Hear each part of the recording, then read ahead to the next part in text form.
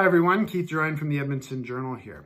As many of you know, I have been heading up a project called Groundwork, in which we ask our readers to more directly guide the journalism and the stories that we produce. And the topic we're looking into right now is affordability in Edmonton. And a lot of you have mentioned issues with food costs in particular as being a really difficult burden to bear at the moment. So we looked into it. We talked to some economists, we talked to some grocers, we talked to some consumers to get their thoughts on what they're seeing out in the world right now with regard to food prices. And the economists noted the importance of understanding food prices in the context of wider inflation in the economy, right? Price of everything's going up right now. A lot of this is being driven by oil prices, gasoline prices. This has ripple effects throughout the economy. So it's not just food prices, it's everything that's kind of going up right now. But specific to the food industry, there are also a few issues. There have been some supply chain disruptions. The war in Ukraine, for example, has really boosted the price of grain and canola. There's been labor shortages, some of it COVID related, some of it not, right? That hasn't helped. A lot of you asked about carbon taxes and whether that might be playing a role. Interestingly, the evidence suggests at this point that carbon taxes so far are not playing a big role in the inflation that we're seeing. And then there's the big elephant in the room, corporate profiteering and what role that might be playing.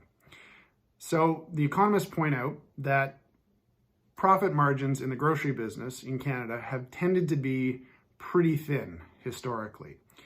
That said, there's no doubt that those profits have been higher over the last year and into 2022. And the optics of that aren't necessarily great at a time when consumers are really struggling.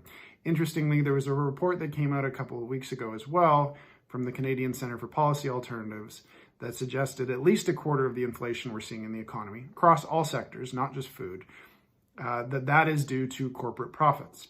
So that's interesting context to consider. I'm sure this debate will continue.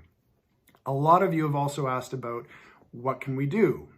You know, are there ways to mitigate these food prices?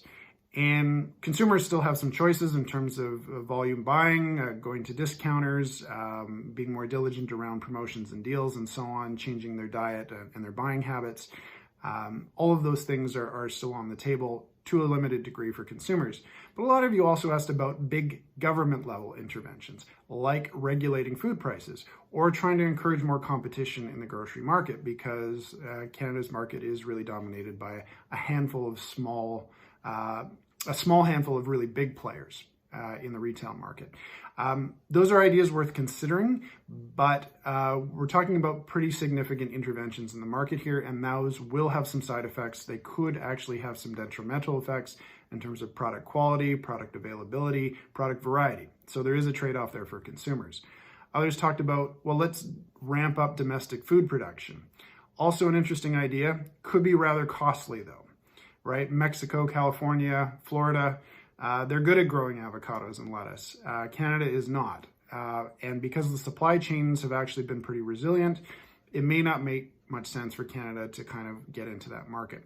And then lastly, which an option that the economists really favored was, let's just give some assistance to the people who are really struggling rather than interfering in the market. Let's find the people who are low-income earners who can't afford their grocery bills and provide them some direct assistance. It's a targeted, temporary solution to what is probably a temporary problem. All of these issues are worth discussing further, and I invite your comments. Please take our survey, sign up for our newsletter. You can find those links at edmontonjournal.com/groundwork. Thanks for listening, and I'll talk to you again soon.